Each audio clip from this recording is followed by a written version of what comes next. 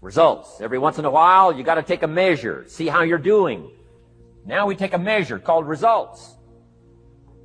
What is the results at the end of the day, the results at the end of the week? You can't let too much time go by without checking. 6 years I'd been out there working when I met my teacher, Mr. Shope. Shope said, well, Mr. Rohn, let's just go through a little summary here. He said, in the last 6 years, how much money have you saved and invested?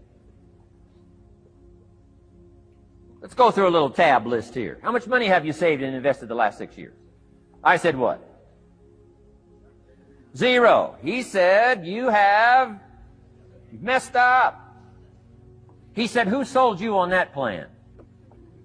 I thought, my gosh, the man's right. I'm a nice guy. I bought the wrong plan. What if you were 50 and broke?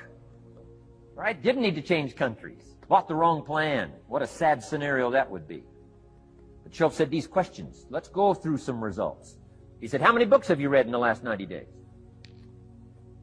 I said, what? 0. Wisdom of the world available? Change your life, change your future? Wisdom of the world available? Develop any skill you want? Earn the kind of income you want? Have all the treasures you want, equities you want, relationship with your family that you want, everything that you want available, and the wisdom of the world to help you get it? Haven't read any books in the last 90 days. My teacher said, Mr. Rohn, you have messed up. I'm telling you, you've got the deal. Shope said, Mr. Rohn, in the last 6 months, how many classes have you taken to improve your skills or to develop new skills? Go for the American dream. Become rich and powerful and sophisticated and healthy and influential. How many classes have you taken in the last 6 months? I said, how many? 0. He said, you have messed up. He said, you don't need to unmess the country. You don't need to straighten out the perplexed. You don't need to straighten out any of this stuff. All you've got to do is look within and let results teach you a great deal about your own activity, your own attitude, and your own philosophy. I went through that process. Take this phrase home. Results is the name of the game. What other game is there? Here's all life asks us to do. Make measurable progress in reasonable time. Just take home that little phrase. Good phrase. We're asked in life simply to make measurable progress in reasonable time. We demand it of our children. How many years do you want your child to spend in 4th grade? Approximately. About 1. If it looks like they're not going to make it, we pour on the pressure, called legitimate pressure, lack of results. Peer pressure, family pressure, school pressure, community pressure. Every other kind of pressure we can bring to bear. What? You can't stay more than 1 year in 4th grade. What if they're nice kids? Wouldn't you give them 3 or 4 years? The answer is no. You got to make better progress than that. So you got to check fairly often. Some things you got to check every day. Some things you got to check at least by the end of the week. Salesman joins this little sales company. He's supposed to make 10 calls first week. Wouldn't it be legitimate to call him in on Friday and say, John, what? How many calls? I mean, this stuff is simple. John says, well. Say, John, well won't fit in this little box here. Well. Now John starts with a story. You say, John, I made this little box so small so a story won't fit. I don't need a story. I need what? A number. A number. What will a number tell me? Everything. John's supposed to make 10 calls. What if he made 20? You say, wow. Wow. We got somebody. What if he only made 1 call? Whoa. Will that tell us something about John's philosophy? And the answer is yes. Will it tell us something about his attitude? Of course. Will it tell us something about his disciplines? Of course. And if he wants a lesson in life change, all he has to do is be willing to face the numbers and come up with the results that will teach you to either celebrate if you got good results or fix whatever needs to be fixed in your philosophy, attitude, activity called disciplines. You don't need to go anywhere else. I do believe in affirmations. They are valuable as long as you affirm the truth. Because it says in ancient scripts, the truth will set you free. Free to do what? Amend your errors and pick up new disciplines. That's what the truth is for, to help us amend our errors and pick up the disciplines for life change. That's what the truth is for. So I do believe in affirming the truth. If you're broke, best thing to affirm is, I am broke. You put that up on the refrigerator where you can see it every day. I mean, that's how you do that. Now, if you need a little additional affirmation, you just put up there, I'm 40 and broke. I mean, you know, that ought to do it. And if you need just a little more, put up there, I live in America and I'm 40 and broke. That's enough to turn your life around. It says, hey, something is wrong. Somewhere I have messed up. And I'm telling you, if you'll start with that, it's called the process of life change, and it doesn't matter how small the process is to start. One discipline starts it, and then one discipline feeds another, and the first thing you know, you've got this whole cycle in an upward positive motion. And it's called life change. It's called income change. It's called health change. Relationship with your family change. Equities unprecedented that you can have in numbers that will stagger the imagination if you do not curse what's available and start amending what's possible to get the results that you want. I don't think I can put it in any better language. That's it. Kids can do it. Teenagers can do it. Parents can do it. Managers can do it. Right? Government officials can do it. Anybody can do it. Anybody can do this stuff called personal change. Results is the name of the game. Success is a numbers game. Good note to make. Success is a numbers game. You got to go for the numbers. You got to understand what the numbers are.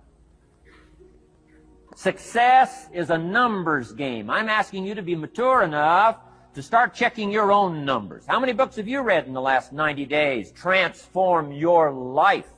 Become cultured, powerful, sophisticated, healthy, influential, all the rest of the stuff you want. How many books? How many classes?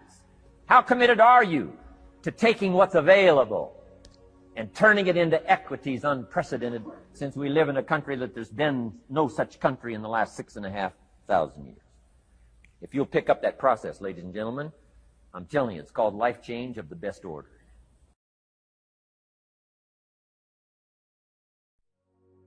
Take full responsibility for what happens to you. It's one of the highest forms of human maturity, accepting full responsibility.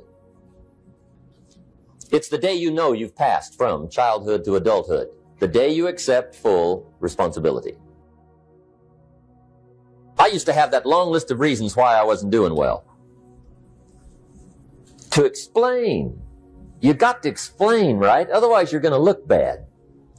I used to have this funny list called Reasons for Not Looking Good. I used to blame the government. I mean, you can believe that or not. It was at the top of my list. I had a lecture second to none. The government. That was on my list. I used to blame taxes. Look what you got left after they take everything. And they expect you to do well. That was on my list there.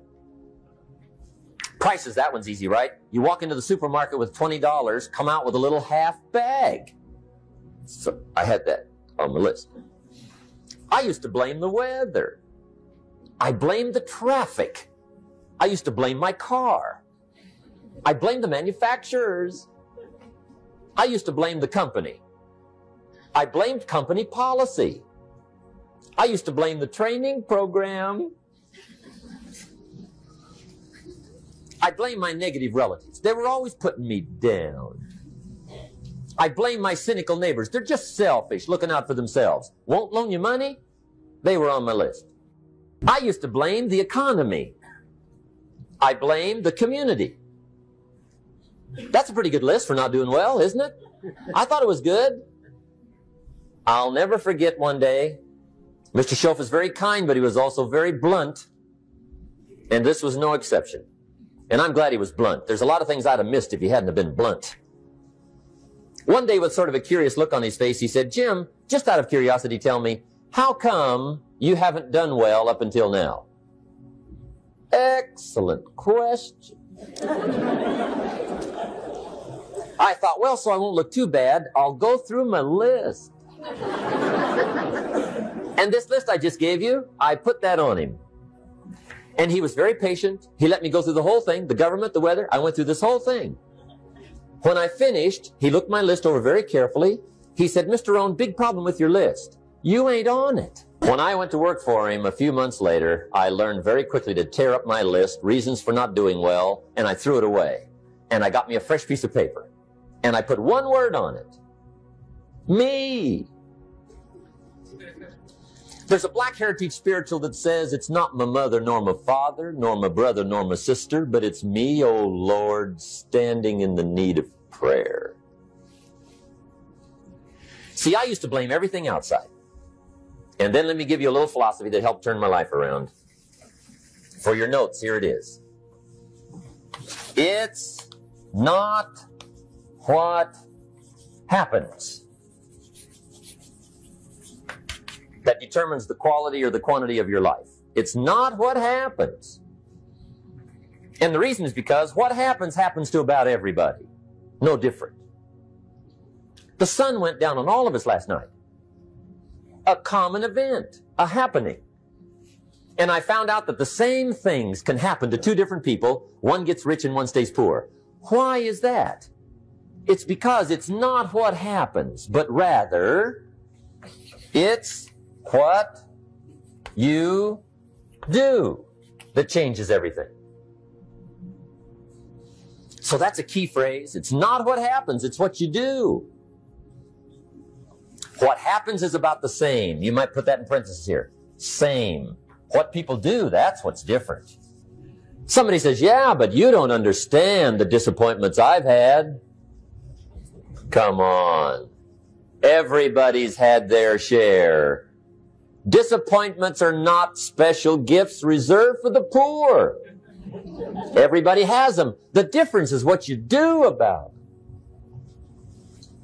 It's not the weather. I used to blame the weather, and I discovered it rains on the rich. So see, that won't help. Two men wake up one morning, there's a rainstorm on. One of them looks out his window, sees the rainstorm, and he says, wow, what a storm. With weather like this, they can't expect you to go out and make sales. He stays home. Same morning, the other guy looks out his window, sees the same storm, says, wow, what a storm. But he says, you know what, with weather like this, what a great day to go out and make sales. Most everybody will probably be home, especially the salesman. See, that's the difference in how your life works out. It's not what happens, it's what you do. So here's one of the key questions of the evening. Starting tomorrow, what are you going to do that'll make a change in your life's direction? Good question. What are you going to do starting tomorrow that'll make a difference? Now see, if you don't do something starting tomorrow that'll make a difference, guess what? It's gonna be the same. And see, that way you can guess what the next 5 years are going to be like. Look at the last 5. Because the next 5 are going to be like the last 5 unless you, major key, tomorrow, change it all. Or change a little, or change something, or don't change. It's choice time. You can do whatever you want. But it's nice to know any day you wish you can change your whole life. What can you do starting tomorrow that'll make a difference? Good question. What can you do with economic chaos, massive disappointment? What can you do with a broken heart? What can you do when it won't work? Good question. So if I had a word with you tonight, one-on-one, just you and me, I think my personal advice to you would be, this year, 1981, reach down inside of you and come up with some more of those remarkable human gifts. They're there, waiting to be utilized. And then change anything for you you want to change. And I challenge you to do that because you can change. If you don't like how it is for you, change it. If it doesn't suit you, change it. If it doesn't please you, change it. If it isn't enough, change it. And I challenge you to do that because you can change. See, you don't ever have to be the same again after tonight, only by choice.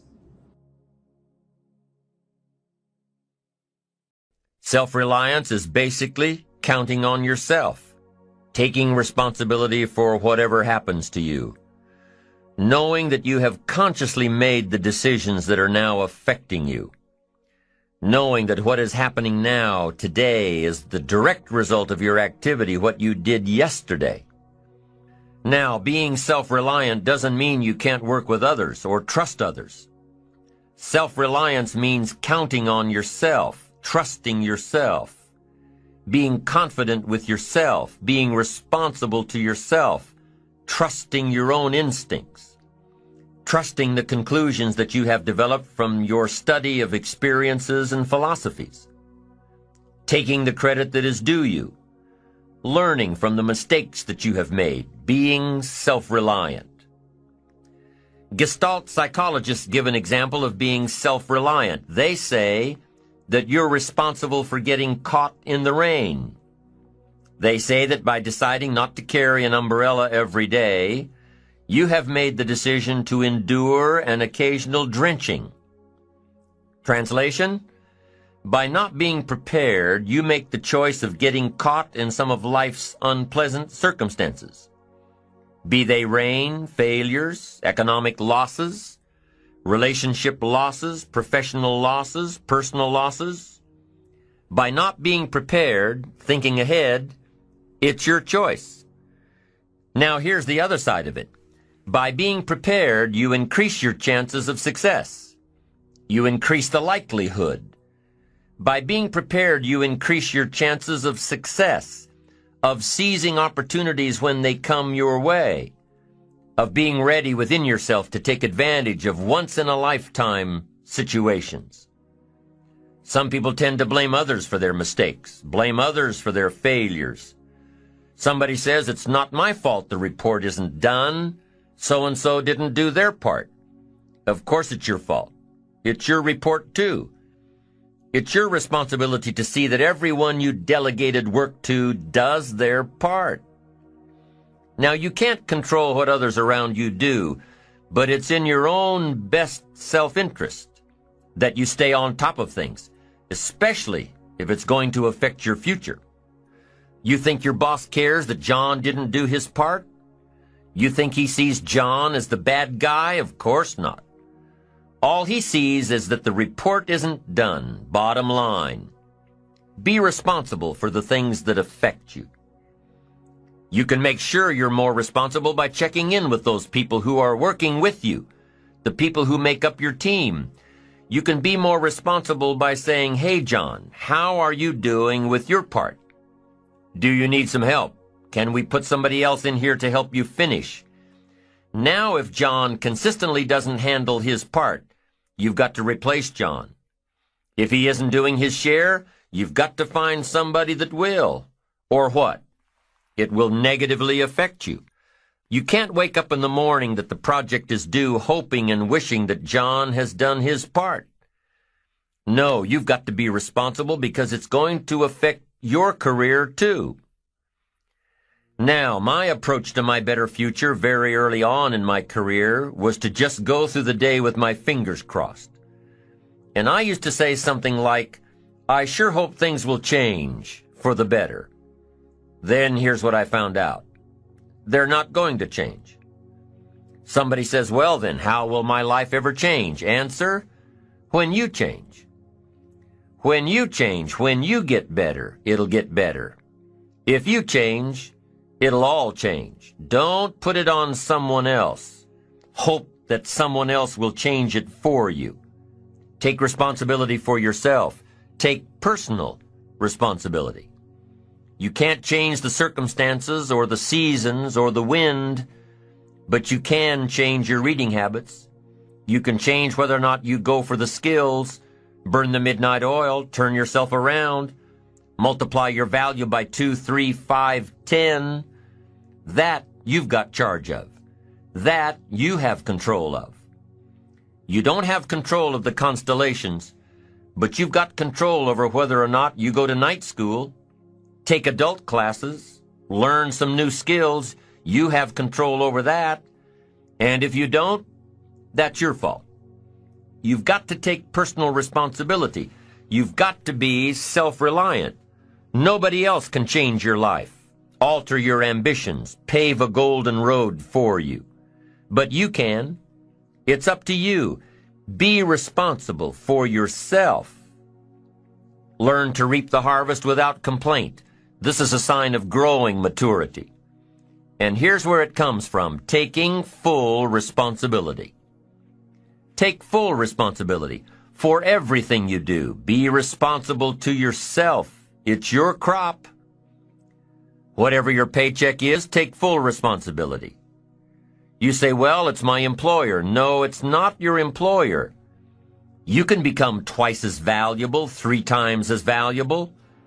Burn the midnight oil, learn some more skills, bring more value to the marketplace. I'm telling you, whatever your harvest is, take it without complaint.